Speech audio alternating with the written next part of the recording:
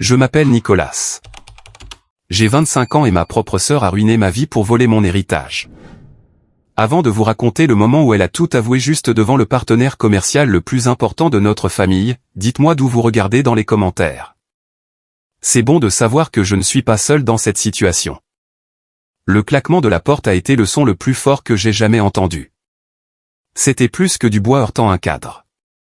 C'était le son de ma vie qui prenait fin. Un instant, je me tenais dans l'entrée en marbre de la maison où j'avais grandi. L'instant d'après, je me trouvais sur le porche froid en pierre, l'air nocturne me mordant la peau à travers ma fine chemise, n'ayant rien d'autre que les vêtements que je portais et mon portefeuille en poche. À l'intérieur, le rugissement de mon père résonnait encore dans mes oreilles. La voix de Martin n'était pas seulement forte.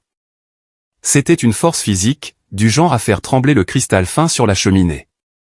Son visage, quelques instants auparavant, avait été un masque de pure fureur, les veines saillantes sur ses tempes, ses yeux brûlants d'une colère vertueuse qui était complètement déplacée. À côté de lui, ressemblant à une poupée fragile, se tenait ma sœur, Clara, la parfaite et jolie Clara, des larmes coulant sur son visage impeccablement maquillé. C'étaient des larmes cristallines parfaites, du genre qui montaient sur commande mais ne tachaient jamais son mascara. Elle avait la main sur le bras de notre père, s'appuyant sur lui pour se soutenir, son corps secoué de sanglots calculés. « Je n'arrive pas à croire que tu nous ferais ça, Nicolas », avait-elle murmuré, sa voix étranglée par une fausse angoisse. « Après tout ce que nous t'avons donné. » Ça, auquel elle faisait référence était $20 000. $20 000 manquant dans le coffre-fort de l'entreprise. Un coffre-fort dont seulement 3 personnes avaient la combinaison, mon père, moi, et elle. Et son histoire était simple. Elle m'avait vu. Elle m'avait vu rôder dans le bureau tard la nuit dernière. Elle ne voulait pas y croire, bien sûr, mais l'argent avait disparu, et j'avais agi de manière si distante dernièrement. Chaque mot était un couteau parfaitement aiguisé. J'ai essayé de me défendre, ma voix semblant faible et mince face à la rage de mon père. Je ne l'ai pas fait, papa. Tu dois me croire. Clairement. Mon père a juste secoué la tête. Un air de profonde déception submergeant sa colère. C'était un regard que je connaissais bien. C'était un regard que j'avais vu toute ma vie. Un voleur et un menteur, a-t-il tonné. Tu as fait honte à cette famille. Sors de ma maison. Tu n'es plus mon fils. Les sanglots de Clara se sont intensifiés. Mais alors que mon père me tournait le dos pour la réconforter, ses yeux ont croisé les miens par-dessus son épaule. Les larmes étaient toujours là, mais le chagrin avait disparu. À sa place, il y avait une lueur froide et triomphante. Un petit sourire presque imperceptible a joué sur ses lèvres avant qu'elle n'enfouisse son visage dans l'épaule de notre père. Il a attrapé mon bras, ses doigts s'enfonçant dans mon biceps, et m'a traîné jusqu'à la porte. Il l'a ouverte brusquement et m'a poussé dehors dans l'obscurité. Ne reviens pas tant que tu ne seras pas prêt à admettre ce que tu as fait et à t'excuser auprès de ta sœur, a-t-il grondé, puis il a claqué la porte. Ce son final et assourdissant a scellé mon sort. Ils avaient choisi de croire son mensonge. Ils l'avaient choisi, elle. Mais alors que je restais là, grelottant sur le porche, un autre type de feu a commencé à brûler dans mes entrailles. Ils n'avaient aucune idée que ce n'était que le début. Pour comprendre comment une seule accusation non étayée a pu anéantir mon monde entier en moins de 10 minutes, il faut comprendre ma sœur. Il faut comprendre le paysage de ma famille. Un endroit où Clara était le soleil et où je n'étais qu'une planète prise dans son orbite, survivant de la chaleur résiduelle. Ce n'était pas toujours un grand événement dramatique comme un vol. La plupart du temps, c'était plus petit, une mort par 1000 coupures. Je me souviens, quand j'avais environ 10 ans, notre grand-mère, la mère de mon père, avait donné à notre famille un délicat vase en porcelaine peint à la main. C'était celui de sa mère, un héritage de l'ancien pays. Il était posé sur la cheminée, intact et vénéré. Un après-midi, alors que mes parents étaient sortis, Clara lançait une balle dans la maison, quelque chose qu'il nous était explicitement interdit de faire. Je l'ai prévenue d'arrêter. Elle a juste ri, de ce son cristallin et insouciant qui charmait toujours tout le monde, et l'a lancé à nouveau. Cette fois, la balle a manqué sa main au rebond et a percuté directement le vase. Le silence qui a suivi était terrifiant. Des éclats de porcelaine peinte gisaient éparpillés sur l'âtre. Avant même que je puisse réaliser ce qui s'était passé, le visage de Clara s'est décomposé. Les larmes sont venues instantanément. Au moment où la voiture de mes parents est entrée dans l'allée, elle était hystérique. À travers ses sanglots, elle a raconté comment je l'avais poursuivie, comment je m'étais mis en colère et avais lancé la balle sur elle, mais qu'elle l'avait manqué et avait frappé le vase. J'étais sans voix. Le mensonge était si audacieux, si complet. J'ai nié, bien sûr, mais mes dénégations calmes et stupéfaites n'étaient pas de taille face à sa performance théâtrale. Le visage de mon père s'est durci en ce masque familier de déception. J'ai été puni pendant 1 mois. Clara a eu de la crème glacée pour avoir été si courageuse. J'ai appris une leçon précieuse ce jour-là. Dans ma famille, la meilleure histoire l'emportait, pas la vérité. Quelques années plus tard, c'était une idée. J'étais un adolescent obsédé par les ordinateurs. J'ai passé des semaines à concevoir un nouveau système de gestion des stocks pour l'entreprise de fabrication de notre famille. C'était rudimentaire, mais fonctionnel. J'en étais fier. J'ai fait l'erreur de le montrer à Clara, en lui expliquant comment il pourrait faire gagner du temps et de l'argent à l'entreprise. Elle semblait s'ennuyer, hochant la tête avant de changer de sujet. 2 semaines plus tard, lors d'un dîner de famille, elle a annoncé qu'elle avait une proposition à faire à papa. Elle a présenté mon idée presque mot pour mot comme si c'était la sienne.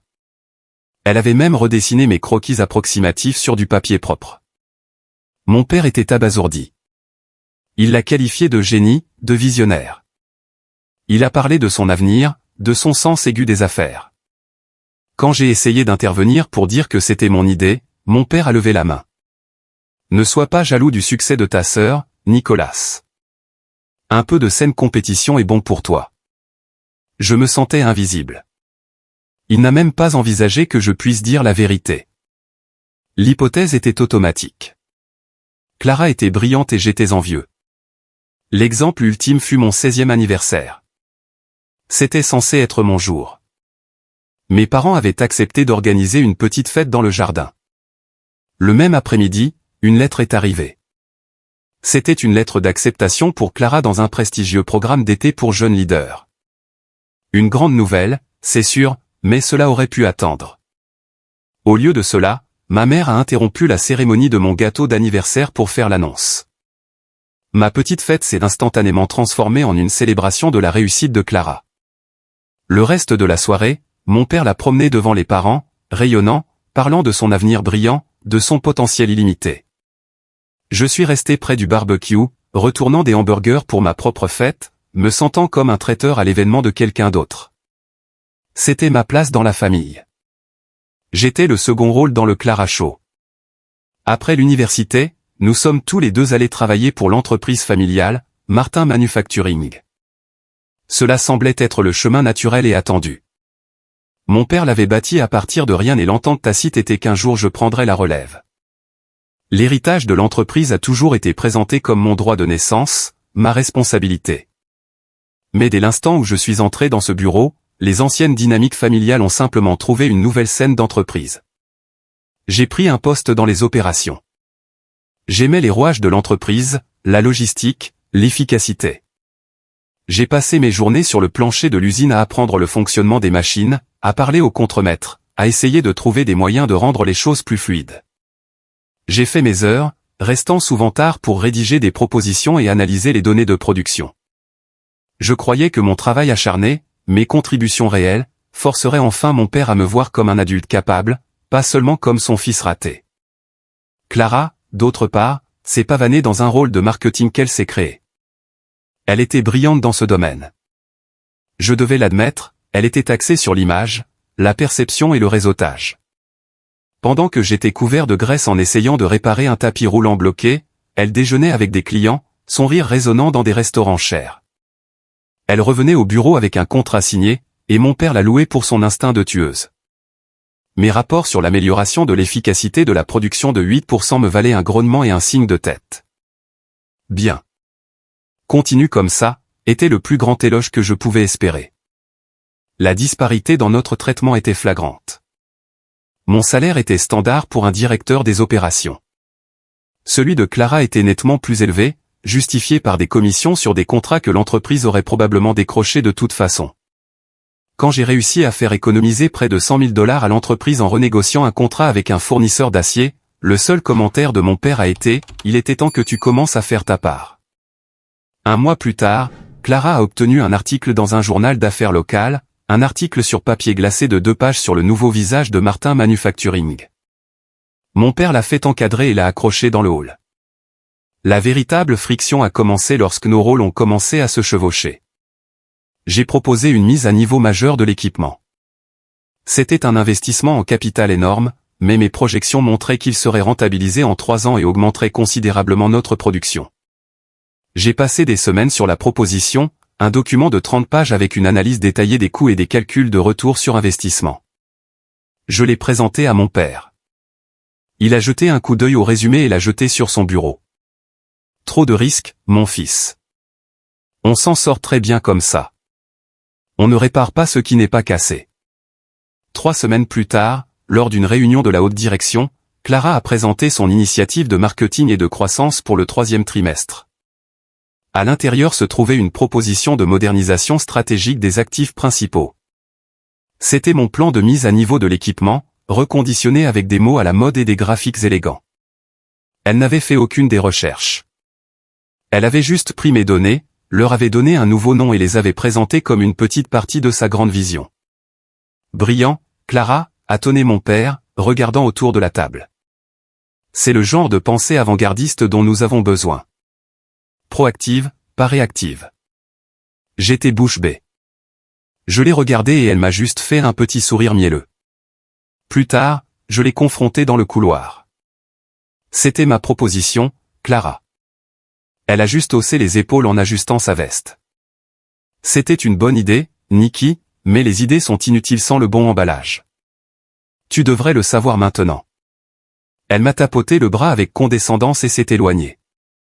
C'est à ce moment-là que j'ai réalisé que peu importe ce que je faisais.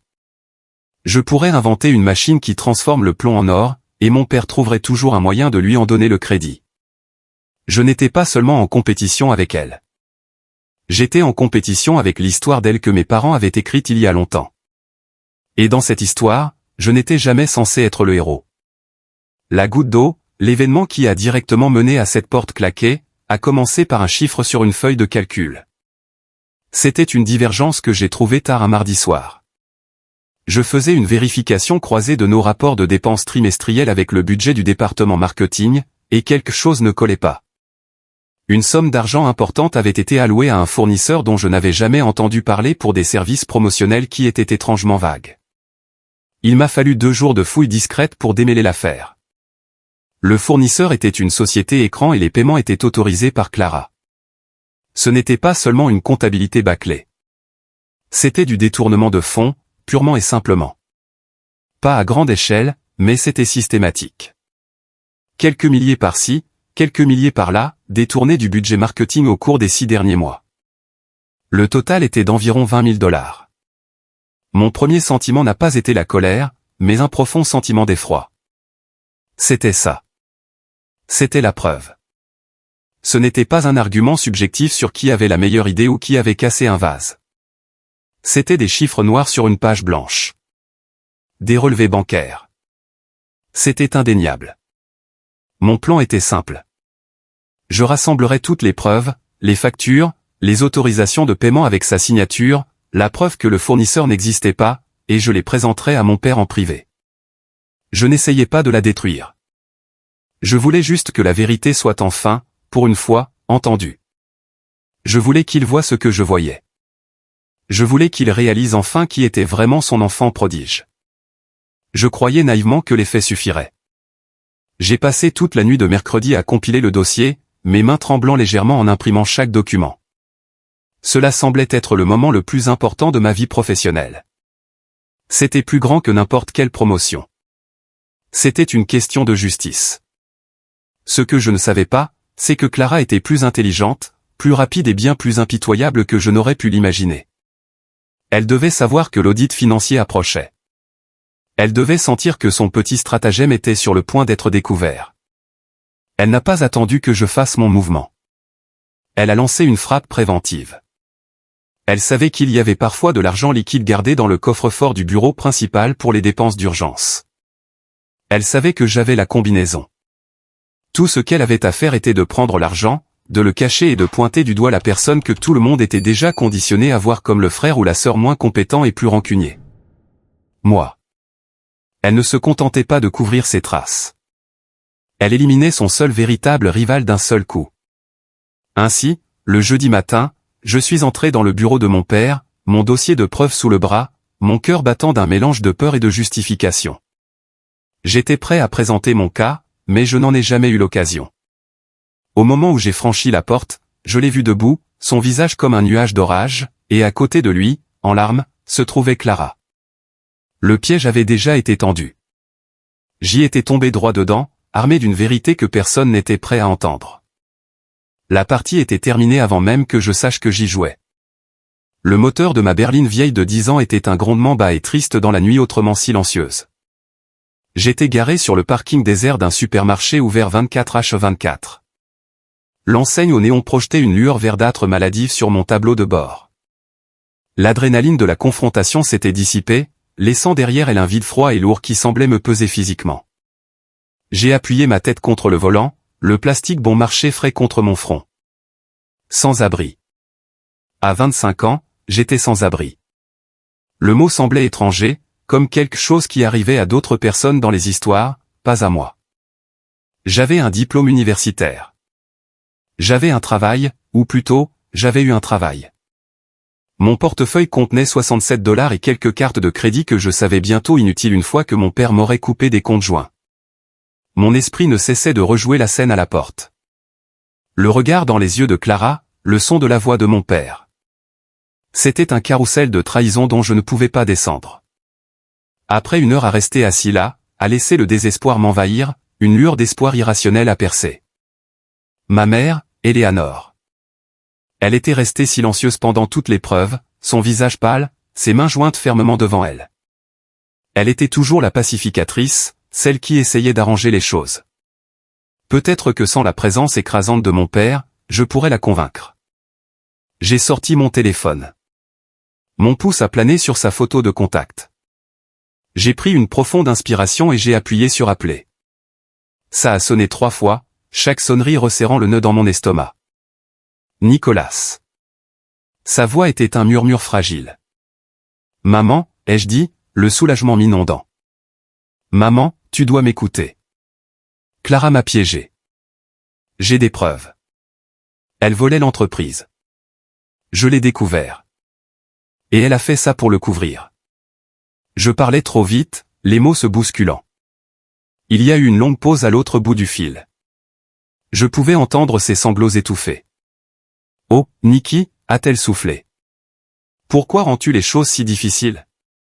Ton père, il a le cœur brisé. Mon sang s'est glacé. Le cœur brisé? Il m'a mis à la porte de ma propre maison sur la base d'un mensonge. Tu as entendu ce que je viens de dire? J'ai des preuves. Les preuves n'ont pas d'importance en ce moment, a-t-elle dit, sa voix prenant un ton désespéré. Ce qui compte, c'est notre famille. Cette colère, cette laideur nous déchirera. Si seulement tu t'excusais, pour la famille, juste t'excuser auprès de ton père et de ta sœur. Nous pourrons mettre ça derrière nous. J'ai serré le téléphone si fort que le plastique a craqué. Ma propre mère, elle n'écoutait pas. Elle ne voulait pas la vérité. Elle voulait la paix. Et elle était prête à me sacrifier pour l'obtenir.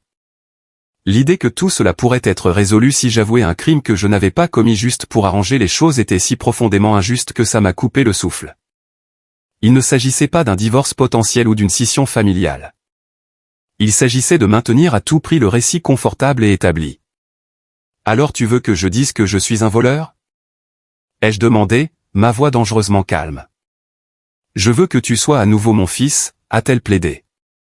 S'il te plaît, Nikki, rentre juste à la maison et excuse-toi. Je ne pouvais pas parler. Ma gorge était serrée par un chagrin si vif que c'était comme avaler du verre. Elle n'était pas mon allié. Personne ne l'était. J'étais complètement et totalement seul. Je ne peux pas faire ça, maman. Ai-je finalement réussi à dire. Je ne l'ai pas fait. J'ai terminé l'appel avant qu'elle ne puisse répondre. J'ai jeté le téléphone sur le siège passager et j'ai regardé le parking vide. L'espoir auquel je m'étais accroché avait disparu, remplacée par une clarté terrifiante. Il n'y aurait pas de sauvetage. Personne ne viendrait me sauver. Si je devais survivre à ça, je serais seul. La première nuit dans ma voiture a été brutale. Chaque ombre semblait menaçante. Chaque voiture qui passait me semblait être une menace. J'ai à peine dormi. Au matin, mon dos me faisait mal, et un froid profond, glacial, s'était installé. Je savais que je ne pouvais pas continuer comme ça. Il n'y avait qu'une seule personne que je pouvais appeler. Léo. Léo et moi étions amis depuis la maternelle. Il connaissait ma famille. Il avait vu la dynamique de première main pendant des années, et il avait toujours été mon point de repère avec la réalité. Il a répondu à la deuxième sonnerie. « Mec, où es-tu ? Je t'ai appelé au moins 5 fois hier soir. » D'une voix étouffée et hésitante, je lui ai tout raconté. Il n'a pas interrompu. Il a juste écouté. Quand j'ai eu fini, la seule chose qu'il a dite a été « Où es-tu en ce moment ? Envoie-moi ta position. » 20 minutes plus tard, son camion déglingué s'est garé à côté de ma voiture. Il n'avait pas l'air choqué ou pitoyable. Il avait juste l'air en colère pour moi. « Monte, a-t-il dit. Tu restes chez moi. » J'ai essayé de protester, mais il m'a coupé. Ma mère me tuerait si elle découvrait que je t'ai laissé dormir dans ta voiture. Ce n'est pas une discussion. Allons-y. La maison de Léo était petite, chaleureuse et un peu chaotique, tout le contraire de la maison silencieuse et muséale dans laquelle j'ai grandi. Sa mère, une femme aimable avec une attitude pragmatique, a jeté un coup d'œil à mon visage, m'a serré fort dans ses bras et m'a dirigé vers la douche. Pour la première fois en 24 heures, j'ai ressenti une lueur de chaleur humaine. Mais la sécurité de la maison de Léo était une petite île dans une mer d'hostilité grandissante. La nouvelle, ou plutôt la version de Clara, s'était répandue comme une traînée de poudre. Mon père avait probablement passé quelques coups de fil, dépeignant l'image d'un fils à problème qui était finalement allé trop loin. Mon téléphone a commencé à vibrer avec des SMS de cousins et d'amis de la famille. Certains étaient des offres moralisatrices de prier pour moi. D'autres étaient froids, me disant à quel point ils étaient déçus. Le pire est venu de l'intérieur de l'entreprise. J'ai reçu un email de Marc, un manager de mon département qui avait toujours été un rival. Il dégoulinait de fausses sympathies. J'ai entendu ce qui s'est passé, mec. Tellement désolé pour toi. Fais-moi savoir si tu as besoin de quoi que ce soit. Je savais qu'il était probablement en train de danser sur son bureau, mesurant déjà mon bureau pour de nouveaux rideaux. Il lorgnait probablement la promotion pour laquelle il pensait que j'étais en lice. En désespoir de cause, j'ai appelé ma tante Carole, la sœur de mon père.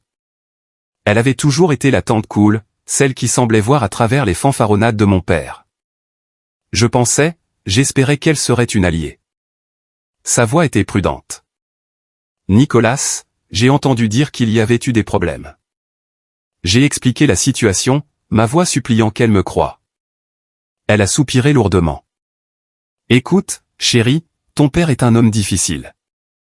Nous le savons tous. Mais c'est ton père, et Clara est ta sœur. La famille, c'est compliqué. Mon conseil est de faire profil bas, de le laisser se calmer, puis de faire ce que tu as à faire pour faire la paix. Je ne peux pas m'impliquer là-dedans. Ce n'est pas ma place. Elle ne me croyait pas. Ou pire, elle se fichait que ce soit vrai. Elle ne voulait juste pas de drame. C'était une autre porte claquée à mon nez. Rester chez Léo était une solution temporaire. Mais le monde extérieur se refermait. L'histoire était fixée. J'étais le méchant. Clara était la victime. Ma famille, ma communauté, ma vie professionnelle. Tout avait été empoisonné. L'isolement était un poids physique qui m'écrasait, m'étouffait. L'amitié de Léo était une bouée de sauvetage, mais je savais que ce n'était pas suffisant pour me ramener à terre. Pendant la semaine suivante, j'ai existé dans un brouillard. La mère de Léo insistait pour me nourrir, et Léo faisait de son mieux pour me remonter le moral. Mais je sombrais. Je passais mes journées à chercher des emplois en ligne. Un effort fut-il quand mon dernier employeur était mon père, qui m'avait effectivement mis sur liste noire en tant que voleur. Les 67 $ dans mon portefeuille avaient disparu depuis longtemps. Je vivais sur du temps et de la gentillesse empruntée. Le tournant est arrivé un samedi soir. Léo avait été invité à une fête, une de ces grandes fêtes de jardin de banlieue organisées par une connaissance commune. Je n'étais évidemment pas invité. J'ai dit à Léo d'y aller, de s'amuser, que j'irais bien. Je ne voulais pas que ma misère soit sa prison. Il est revenu vers 2 heures du matin. J'étais réveillé, fixant le plafond de la chambre d'amis. Je l'ai entendu entrer et 1 minute plus tard, ma porte s'est entr'ouverte dans la faible lumière du couloir. Je pouvais voir que son visage était pâle, son expression tendue d'un étrange mélange de fureur et d'excitation. « Tu ne vas jamais croire ça », a-t-il dit, sa voix un murmure rauque. Il s'est assis sur le bord du lit. Clara était là. Mon estomac s'est noué. Le simple fait d'entendre son nom était comme un coup de poing. Elle tenait salon, tu sais, a-t-il continué, ses mots sortant plus vite maintenant, entourée de son petit cercle d'amis.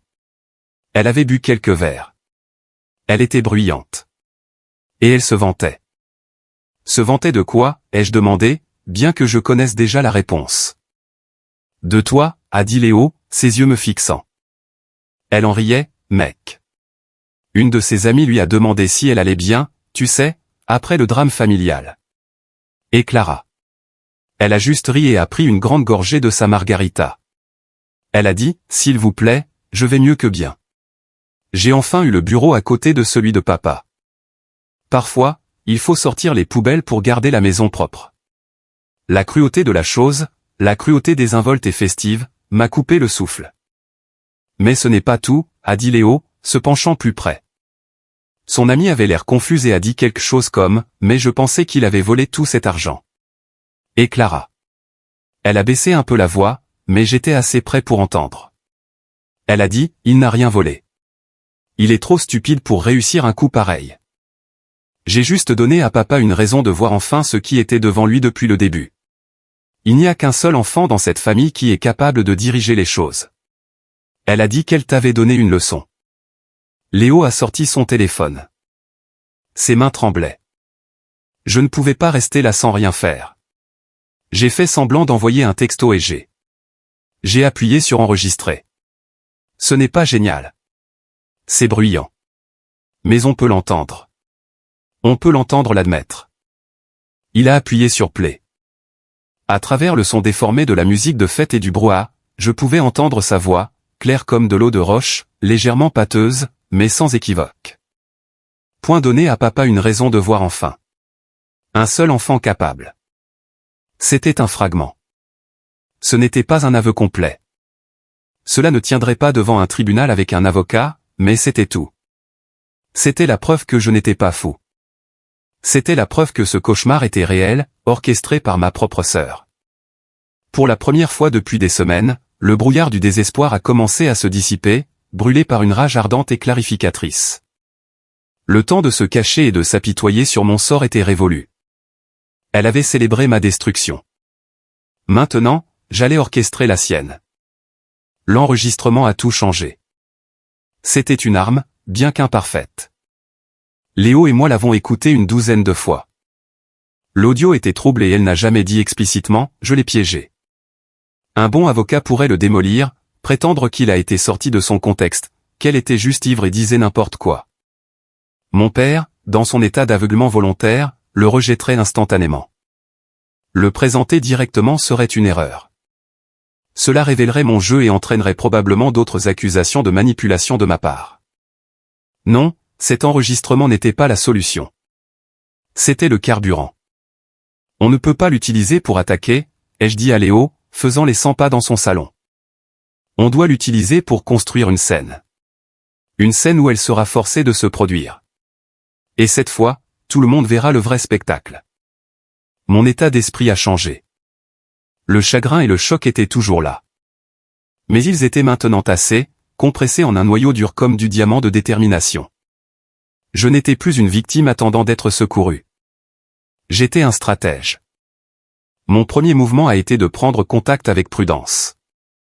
J'avais encore quelques alliés au sein de l'entreprise, des gens sur le plancher de l'usine et dans les bureaux administratifs qui connaissaient mon éthique de travail, qui avaient vu de près les manœuvres de Clara et n'étaient pas impressionnés. J'ai contacté Sarah, une femme de la comptabilité qui était dans l'entreprise depuis 20 ans et qui m'était discrètement loyale. Je l'ai rencontré pour un café loin du bureau. Je ne lui ai pas tout dit, juste que j'essayais de laver mon nom et que j'avais besoin de comprendre ce qui se passait à l'intérieur de l'entreprise. Elle était prudente, mais elle a accepté d'aider. Elle m'a dit que depuis mon départ, Clara avait eu carte blanche sur mon ancien département, et que le moral avait chuté. Marc était son nouveau bras droit, et ensemble ils dirigeaient les choses sur une plateforme de peur et de présentation tape à accent grave-l'œil qui manquait de substance. Mais ensuite, Sarah m'a donné la clé. Ton père essaie de conclure l'affaire Harrison, a-t-elle dit en baissant la voix. C'est ce grand partenariat avec Harrison Industries, celui pour lequel tu as fait tout le travail préparatoire l'année dernière. Monsieur Harrison est de la vieille école. Il est tout entier axé sur l'intégrité, les valeurs familiales. Ton père organise un dîner privé pour lui vendredi prochain pour tout finaliser. C'est le plus gros contrat de l'année. Un lent sourire s'est étendu sur mon visage. Monsieur Harrison. Je le connaissais. Il m'avait toujours apprécié. Il appréciait mon approche directe et pragmatique. Quelque chose qui, m'avait-il dit une fois, lui rappelait mon père dans sa jeunesse. C'était un homme au caractère impeccable. Et son respect était l'une des rares choses que mon père convoitait vraiment. C'était ça. C'était la scène. C'était parfait. Ce n'était pas une dispute familiale désordonnée dans le salon. C'était un cadre professionnel avec des millions de dollars en jeu et un témoin impartial et puissant. Mon père serait sur son meilleur comportement, désespéré de projeter une image d'une entreprise familiale parfaite et stable. Il serait piégé par sa propre fierté. Le plan a commencé à se former dans mon esprit, pièce par pièce. Je n'avais pas besoin d'arriver en hurlant avec un mauvais enregistrement. J'avais juste besoin de me présenter. J'avais juste besoin de poser les bonnes questions. J'utiliserais leur propre sens du décorum et leur désespoir de conclure cette affaire comme levier. L'arrogance de Clara était sa plus grande faiblesse. La fierté de mon père était la sienne. Le vendredi soir, j'allais utiliser les deux pour réduire leur monde en cendres. La semaine précédant le dîner a été la plus longue de ma vie. J'ai opéré avec une concentration singulière et glaçante. Léo m'a prêté $200, toutes ses économies. C'était comme de l'argent sale et j'ai juré de le lui rendre au décuple. La première chose que j'ai faite a été de me faire couper les cheveux. Je suis allé dans un endroit bon marché, mais cela a fait toute la différence. Les semaines de stress et de sommeil dans ma voiture m'avaient laissé un air hagard. Je devais avoir l'air posé, pas désespéré. Ensuite, je suis allé dans une friperie et j'ai acheté un costume. Il était bleu marine foncé, légèrement démodé, mais il m'allait assez bien après quelques ajustements mineurs chez un tailleur local. J'ai passé des heures à le repasser dans la buanderie de Léo, m'assurant que chaque pli était parfait. Ce n'était pas seulement un vêtement. C'était une armure. Quand j'entrerais dans ce restaurant, je ne pouvais pas avoir l'air d'un paria sans abri. Je devais avoir l'air du fils du PDG de Martin Manufacturing. Je devais avoir l'air d'être à ma place. Le reste de mon temps a été consacré à la préparation. Je suis allé à la bibliothèque et j'ai utilisé leurs ordinateurs pour constituer un mince dossier d'aspect professionnel. Il ne contenait rien de nouveau, aucune preuve secrète. Au lieu de cela, c'était une compilation de mon propre travail. Ma proposition de mise à niveau de l'équipement, le contrat de fournisseur que j'avais renégocié, un résumé de la divergence comptable que j'avais découverte, présenté non pas comme une accusation, mais comme une question opérationnelle non résolue. La stratégie était subtile. Je n'allais pas là-bas pour accuser Clara de détournement de fonds. J'y allais pour discuter de mon départ brutal de l'entreprise et des questions professionnelles non résolues que j'avais laissées derrière moi. Je formulerais tout dans le langage des affaires, de la préoccupation pour l'avenir de l'entreprise. Je serais calme, respectueux et implacablement logique. Ma cible n'était pas mon père. Je savais qu'il était une cause perdue, du moins au début. Ma cible était Monsieur Harrison. Je me produirais pour un public d'une seule personne. J'exposerais les faits de mes contributions, la chronologie des événements et les incohérences dans l'histoire officielle de mon licenciement. Je n'aurais pas besoin de traiter Clara de menteuse. Je présenterais simplement une réalité dans laquelle son histoire n'avait aucun sens logique. La veille du dîner, j'ai étalé le costume sur mon lit. J'ai placé le dossier à côté. J'ai ressenti un étrange sentiment de calme. La rage était toujours là, un charbon ardent dans ma poitrine, mais elle était maintenant contrôlée, mise en banque et prête à être utilisée comme carburant. Je n'étais pas le même gamin qui avait été jeté de sa maison des semaines auparavant. Ce gamin était effrayé et confus. Il croyait encore à la possibilité de la justice de la part de ses parents. L'homme qui allait entrer dans ce restaurant demain savait mieux. Il savait que la justice ne se donne pas. Elle doit être prise. Et j'étais prêt à la prendre. Le restaurant était exactement le genre d'endroit que mon père aimait. Ancien monde, opulent et étouffant de silence. Des lambris de bois sombre, de lourds rideaux de velours et des serveurs qui se déplaçaient avec l'efficacité silencieuse et fantomatique des majordomes. J'étais déjà venu ici pour des anniversaires et des anniversaires de mariage. Ce soir, cela ressemblait à un territoire ennemi. J'ai donné un dernier coup à mon vieux costume et je suis entré. Le maître d'hôtel, un grand homme au visage sévère, m'a intercepté immédiatement. « Puis-je vous aider, monsieur ?» Ses yeux m'ont parcouru. Une évaluation professionnelle rapide qui m'a jugé insuffisant. « Je suis ici pour rejoindre la réception Martin, ai-je dit, ma voix stable, ne trahissant rien du chaos qui bouillonnait dans mes entrailles. Il a vérifié sa liste. « Je suis désolé, monsieur. Je ne vois pas votre nom. Je suis Nicolas Martin. C'est une affaire de famille. » Avant qu'ils ne puissent protester davantage, je les ai vus. Ils étaient dans une alcôve privée au fond de la salle à manger. Mon père, tenant un verre de vin, était au milieu d'une histoire, son visage rouge de bonhomie. Ma mère, élégante et tendue, souriait d'un sourire fragile. Clara, radieuse dans une robe de créateur, riait de quelque chose que M. Harrison avait dit. Etage M. Harrison lui-même, un homme distingué aux cheveux d'argent et aux yeux vifs, écoutait attentivement. J'ai pris une profonde inspiration et j'ai marché vers eux. Les conversations se sont tues, fourchette après fourchette, à mesure que j'approchais. Cela a commencé avec Clara, ses yeux se sont agrandis, le sourire se figeant sur son visage.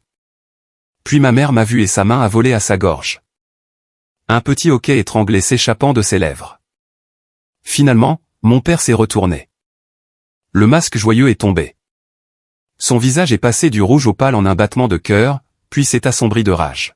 « Qu'est-ce que tu fiches ici, au nom de Dieu ?» a-t-il sifflé. Sa voix un grognement bas qui a percé le murmure silencieux du restaurant. Monsieur Harrison a regardé de mon père à moi, son expression d'une confusion polie. « Bonsoir, papa, maman, Clara » ai-je dit, ma voix calme et égale. Je me suis ensuite tourné vers l'invité d'honneur. « Monsieur Harrison, c'est un plaisir de vous revoir.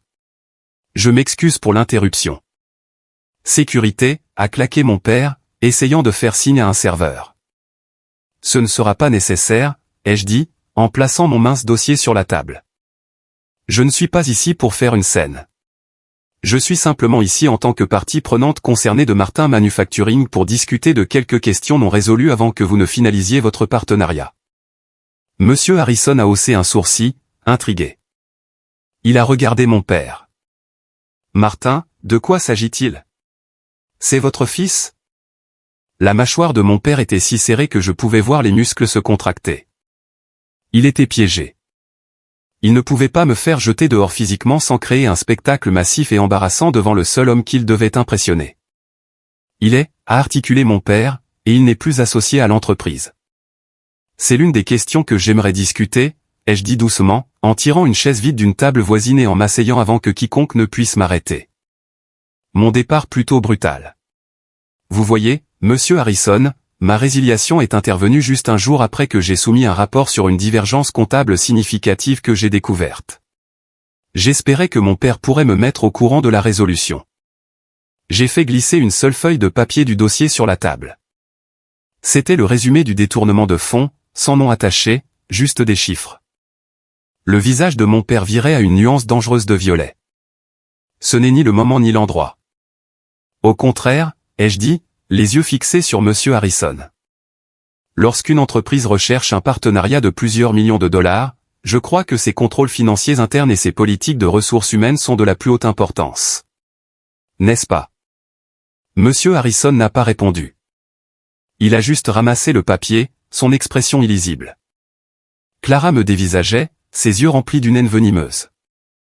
La paix soigneusement construite de leur soirée était brisée. Le spectacle était sur le point de commencer. Le silence à table était si épais qu'on pouvait s'étouffer avec. Mon père bafouillait, essayant de reprendre le contrôle, rejetant mon document comme les divagations d'un ancien employé mécontent. Ma mère fixait son assiette comme si elle contenait les secrets de l'univers. Monsieur Harrison, cependant, lisait. Il a lu la seule page lentement, son front plissé par la concentration. J'ai pressé mon petit avantage. J'avais aussi quelques préoccupations concernant le plan de dépenses en capital pour le prochain exercice fiscal, ai-je dit, en adressant à nouveau mes paroles à Harrison. La proposition de mise à niveau de l'équipement. Je voulais juste m'assurer que mon analyse coût-bénéfice originale était correctement mise en œuvre. J'ai fait glisser une autre page sur la table, un résumé de ma proposition originale. C'était l'initiative de Clara, a claqué mon père. C'était brillant en effet, ai-je dit, tournant mon regard vers ma sœur pour la première fois. C'était une idée brillante. Si brillante, en fait, que je l'ai eue 3 semaines avant elle. Drôle comme ça marche. Le sang-froid de Clara a finalement craqué. La façade charmante et sophistiquée s'est effondrée, révélant la peste hargneuse et privilégiée en dessous. Tu es pathétique, a-t-elle craché, sa voix basse et tremblante de rage. Débarquer ici en essayant de tout gâcher. Tu as été viré parce que tu es un voleur. Tu as volé ta propre famille. Vraiment, ai-je demandé, en gardant ma voix égale. Ou était-ce juste une histoire commode?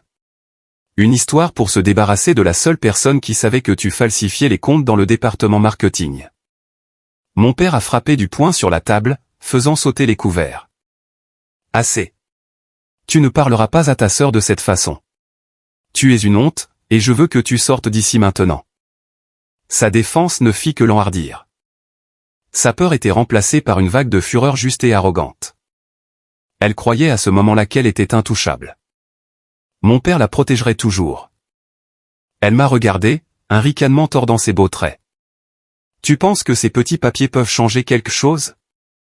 Elle a ri, un son dur et laid. Tu penses qu'il... Elle a fait un geste vers Monsieur Harrison. Ce souci de tes pathétiques petits drames de bureau? Tu as toujours été faible. Tu as toujours freiné cette famille. Elle s'est penchée en avant, ses yeux brillant d'une lumière sauvage et triomphante.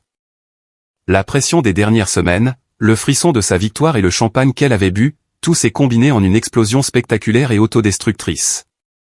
Tu veux savoir la vérité, a-t-elle dit, sa voix s'élevant, attirant l'attention des tables environnantes. Très bien, oui, je l'ai fait. J'ai pris l'argent et j'ai placé les preuves. Je t'ai piégé parce que papa a besoin d'un héritier assez fort pour protéger cette entreprise. Pas un imbécile doux et sentimental comme toi. J'ai fait ce que je devais faire pour protéger notre héritage de toi. L'air s'est vidé de la pièce. Mon père s'est figé, la bouche à moitié ouverte. Les yeux de Monsieur Harrison se sont agrandis d'incrédulité. Je la fixais simplement, une satisfaction froide et sombre m'envahissant. Elle l'avait fait. Elle m'avait servi ma victoire sur un plateau d'argent. Mais le vrai rebondissement, le moment qui a vraiment tout changé, est venu de derrière elle. Qu'est-ce que tu viens de dire? La voix était basse, tremblante et complètement anéantie. L'expression triomphante de Clara a vacillé. Elle s'est lentement retournée. Debout là, venant de rentrer des toilettes, se trouvait notre mère. Son visage était cendré, ses yeux écarquillés d'une horreur si profonde qu'elle semblait la vider de l'intérieur. Elle avait entendu chaque mot. C'est le moment qui a tout changé. Le moment où j'ai finalement repris le contrôle de ma vie. Merci d'être resté avec moi jusqu'à ce point. Vous êtes incroyable. S'il vous plaît, aidez-moi en aimant cette vidéo et en commentant le chiffre ci-dessous pour que je sache que vous avez voyagé avec moi jusqu'ici. Non seulement cela aide plus de gens à trouver cette histoire, mais cela me fait aussi savoir que mes expériences signifient quelque chose pour quelqu'un. Votre soutien est la plus grande motivation pour moi de continuer à partager le reste de mon parcours. Les suites de l'aveu de Clara furent un tableau d'horreur silencieuse. Ma mère se tenait figée, sa main couvrant sa bouche, ses yeux rivés sur sa fille. Le visage de Clara s'était vidé de toute couleur. Le feu arrogant éteint, remplacé par la prise de conscience naissante et paniquée de ce qu'elle venait de faire. Mon père semblait avoir été physiquement frappé, son corps entier rigide, ses yeux passant de sa fille à sa femme et aux ruines de son accord commercial.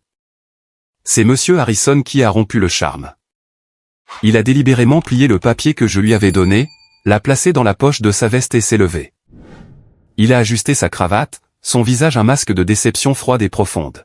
« Martin » a-t-il dit, sa voix calme, mais portant le poids d'une sentence de juge. « Je suis venu ici ce soir pour célébrer un partenariat entre deux familles que je pensais partager les mêmes valeurs. L'intégrité, l'honnêteté. Il est clair que je me suis trompé. » Il a regardé du visage terrifié de Clara à celui, stupéfait, de mon père. « Je retire mon offre. Nous ne ferons pas affaire ensemble. Je vous suggère de mettre de l'ordre dans votre maison. » Il m'a adressé un seul bref signe de tête, un geste de respect qui m'a semblé plus valorisant qu'une vie entière de louanges de mon père. Puis il s'est retourné et a quitté le restaurant sans un regard en arrière. Son départ a été comme retirer la goupille d'une grenade. Ma mère a laissé échapper un sanglot étranglé et s'est effondrée sur sa chaise, enfouissant son visage dans ses mains. Mon père est finalement sorti de sa paralysie, son regard tombant sur Clara. Pour la première fois de ma vie, je l'ai vu la regarder sans adoration. Je l'ai vu la regarder et voir le monstre qu'il avait créé. « Que as-tu fait » a-t-il murmuré, sa voix pleine d'incrédulité. Clara a commencé à bredouiller, les mots sortant dans un flot désespéré et incohérent. « Je l'ai fait pour toi, papa, pour l'entreprise. Il n'était pas assez fort. Je devais le faire. » Mais ces mots étaient vides de sens maintenant. Le mensonge était exposé, et la vérité était une chose dure et laide qui leur avait tout coûté. Le directeur du restaurant planait à proximité, son visage un mélange d'anxiété et de curiosité morbide. La soirée parfaite avait implosé et nous étions assis dans les décombres. Je me suis levé. Je n'avais pas dit un mot depuis ses aveux et je n'en avais pas besoin. La vérité faisait son travail. J'ai regardé ma famille, ma mère en pleurs, mon père déshonoré, ma sœur ruinée, et je n'ai rien ressenti. Pas de pitié, pas de colère, même pas de triomphe, juste un vaste et tranquille vide. Le combat était terminé. Je me suis retourné et j'ai quitté le restaurant, les laissant fouiller dans les cendres du monde qu'ils avaient construit. Pour la première fois depuis des semaines, je pouvais respirer. Il leur a fallu 2 jours pour me contacter. J'étais de retour chez Léo, racontant toute cette soirée folle. Nous étions tous les deux encore sous le choc. Mon téléphone a sonné et l'identifiant de l'appelant indiquait « Père ». Mon premier instinct a été de l'ignorer. Léo a juste hoché la tête en direction du téléphone. « Tu as tout le pouvoir maintenant, mec. Utilise-le. » J'ai répondu. Sa voix était différente. Le ton autoritaire et tonitruant avait disparu. Il ressemblait à un vieil homme fatigué. « Nicolas, nous devons parler. Peux-tu venir à la maison ? » Non, ai-je dit, le mot simple et ferme. Nous pouvons nous rencontrer en terrain neutre. Le café sur Main Street. Dans 1 heure. J'ai raccroché avant qu'ils ne puissent discuter. Ils étaient déjà là quand je suis arrivé. Ils semblaient diminuer, plus petits, assis à une petite table dans le coin. Les épaules de mon père étaient affaissées. Les yeux de ma mère étaient rouges et gonflés. Clara n'était pas avec eux. Ma mère a commencé à parler, sa voix épaisse de larmes. « Niki, nous sommes tellement désolés. » Mon père a juste hoché la tête, fixant sa tasse de café. « J'ai été un imbécile », a-t-il marmonné. Un imbécile aveugle. J'ai laissé le silence planer dans l'air. Je ne leur ai offert ni réconfort ni pardon. J'ai attendu. Nous voulons que tu rentres à la maison, a plaidé ma mère. Nous voulons réparer ça. Réparer ça ne consiste pas à ce que je rentre à la maison, ai-je dit, ma voix froide et professionnelle. Réparer ça, c'est une question de justice, et la justice a des conditions. Ils m'ont tous les deux regardé, attendant. Premièrement, ai-je dit, des excuses publiques. Pas un vague post sur Facebook. Je veux que toi, papa, tu publies une rétractation complète des accusations contre moi sur ta page personnelle et sur la page officielle de l'entreprise. Je l'écrirai et tu la publieras mot pour mot. Mon père a tressailli, mais il a hoché la tête. L'humiliation publique était une pilule amère, mais il savait qu'il devait l'avaler. Deuxièmement, je dois être réintégré dans l'entreprise, non pas en tant que directeur des opérations, mais en tant que vice-président des opérations avec une supervision complète de mon ancien département et un salaire correspondant à ce poste. Mon contrat sera examiné par mon propre avocat. Encore une fois, il a hoché la tête. Troisièmement, ai-je dit, mes yeux se durcissant. Clara. Elle doit être tenue responsable. Elle doit être renvoyée de l'entreprise avec effet immédiat et sa part de l'héritage futur. Cela doit être révisé. Je veux qu'il soit légalement documenté que ma part sera protégée de toute autre tentative de manipulation. Ma mère a eu le souffle coupé à la mention du renvoi de Clara. Nicolas, c'est ta sœur. Et elle a essayé de ruiner ma vie, ai-je rétorqué, ma voix inflexible. Ce sont mes conditions. Toutes.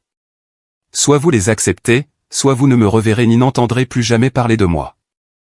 Et je ferai de ma mission de vie de m'assurer que tout le monde des affaires sache exactement sur quel genre de valeur familiale Martin Manufacturing est bâti. Je me suis levé, les laissant avec l'ultimatum. Le choix leur appartenait. Pour la première fois de ma vie, c'était moi qui fixais les règles. 6 mois plus tard, le monde avait l'air très différent. Mon père avait accepté toutes mes conditions. Les excuses publiques qu'il a postées sont devenues virales dans notre communauté locale. Un acte de contrition humiliant mais nécessaire qui a efficacement lavé mon nom. Les commérages se sont tournés de mon crime supposé vers le crime réel de Clara. Revenir dans l'entreprise était surréaliste. Je n'étais pas la même personne qui était partie. Je me déplaçais avec une confiance que je ne savais pas posséder. Marc, mon ancien rival, ne pouvait pas me regarder dans les yeux et a présenté sa démission en une semaine. Les employés qui avaient connu la vérité depuis le début ont traité mon retour avec une approbation calme et respectueuse. Ma première tâche a été de contacter Monsieur Harrison. J'ai demandé une réunion, juste nous deux. Je ne lui ai pas demandé de reconsidérer l'accord. Au lieu de cela, j'ai exposé ma nouvelle vision pour l'entreprise, une vision basée sur la transparence, la responsabilité et le genre d'efficacité opérationnelle solide et pragmatique qu'il appréciait. J'ai présenté un plan détaillé pour rectifier les problèmes que j'avais découverts et j'ai pris l'entière responsabilité des échecs passés de l'entreprise. Il a été impressionné.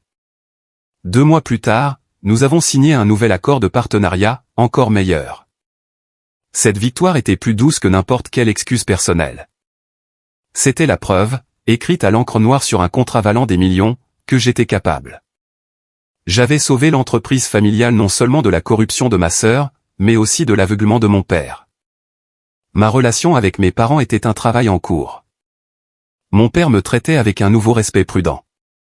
Le vieil autoritaire tonitruant avait disparu, remplacé par un homme qui semblait réévaluer toute sa vie.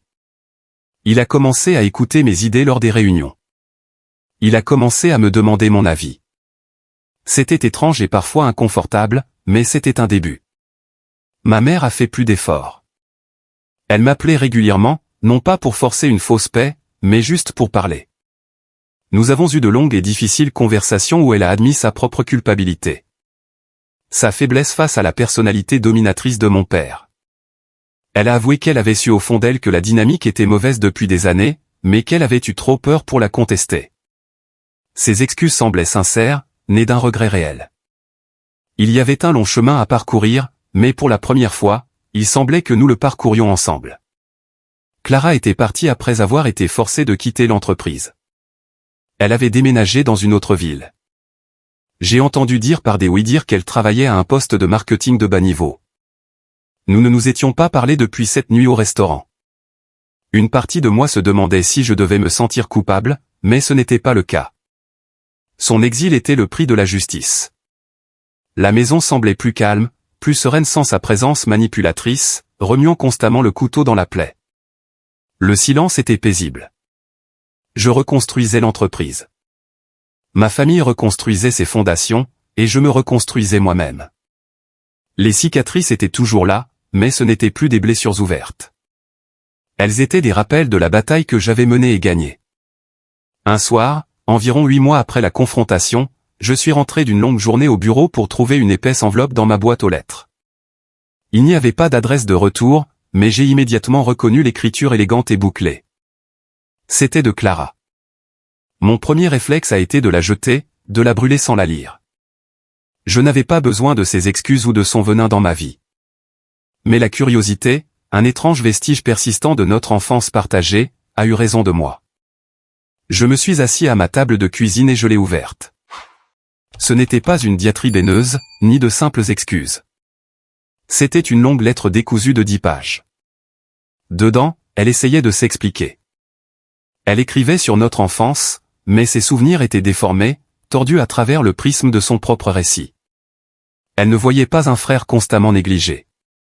Elle voyait un frère qui était doux, peu concentré et qui manquait de l'instinct de tueur nécessaire pour survivre dans le monde que notre père avait bâti. Tu étais toujours si préoccupé d'être aimé, d'être juste, écrivait-elle. Tu n'as jamais compris qu'en affaires comme dans la vie, il y a des gagnants et des perdants.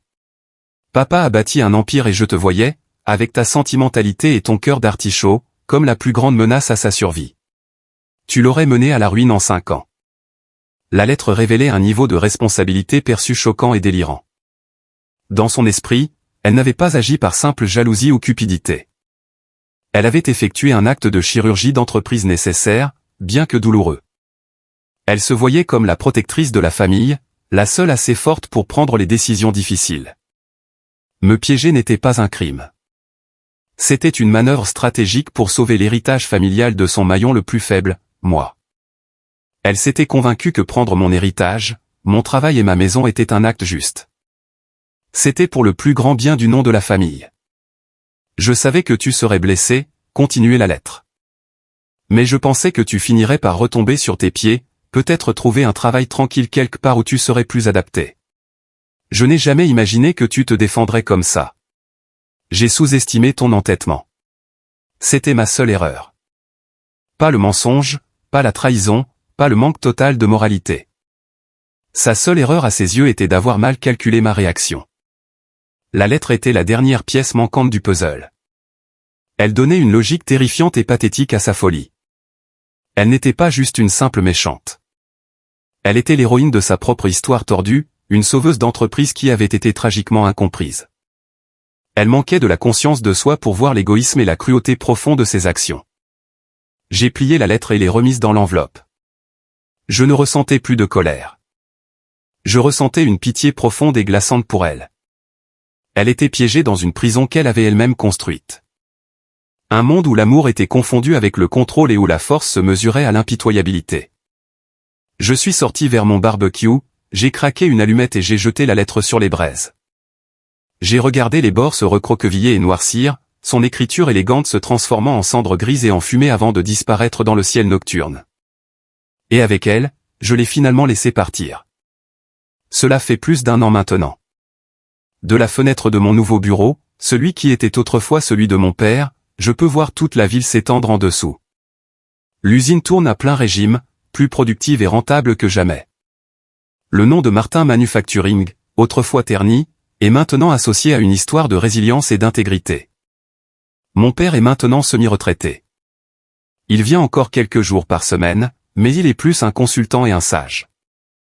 Le feu et la fureur ont disparu, remplacés par une fierté tranquille pour ce que j'ai accompli. Nous ne parlons pas beaucoup du passé, mais nous n'en avons pas besoin. Le respect dans ses yeux quand il me regarde maintenant est la validation que j'ai passé toute ma vie à chercher, mais dont, ironiquement, je n'ai plus besoin. Ma relation avec ma mère est la meilleure qu'elle ait jamais été. Libérée du besoin de constamment ménager mon père, elle a trouvé sa propre voie. Nous dînons ensemble 1 fois par semaine et nous parlons de tout et de rien. Elle guérit à sa manière, tranquillement, à mes côtés. Je n'ai plus jamais eu de nouvelles de Clara après cette lettre. Parfois, je me demande où elle est, ce qu'elle fait. Mais la pensée est fugitive.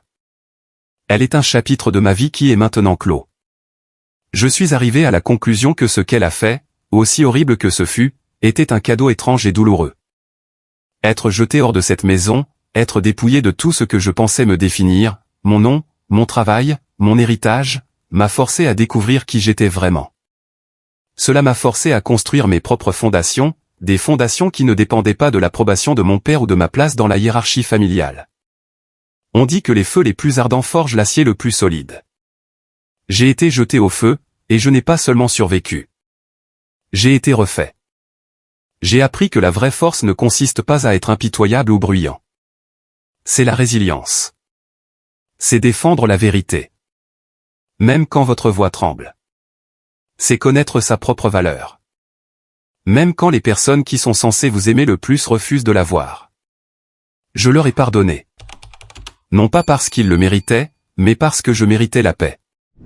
La colère, l'amertume, c'était une prison, et j'en avais fini de purger une peine pour le crime de quelqu'un d'autre. En regardant les lumières de la ville, je ne vois pas un royaume dont j'ai hérité. Je vois quelque chose que j'ai gagné, quelque chose que j'ai reconstruit à partir des cendres, et la vue est bien meilleure. Merci d'avoir écouté mon histoire. J'espère qu'elle vous a touché d'une manière ou d'une autre. Avez-vous déjà dû vous battre pour être vu par votre propre famille? S'il vous plaît, partagez votre histoire dans les commentaires ci-dessous, et n'oubliez pas d'aimer et de vous abonner pour ne pas manquer la suite. Votre soutien compte énormément.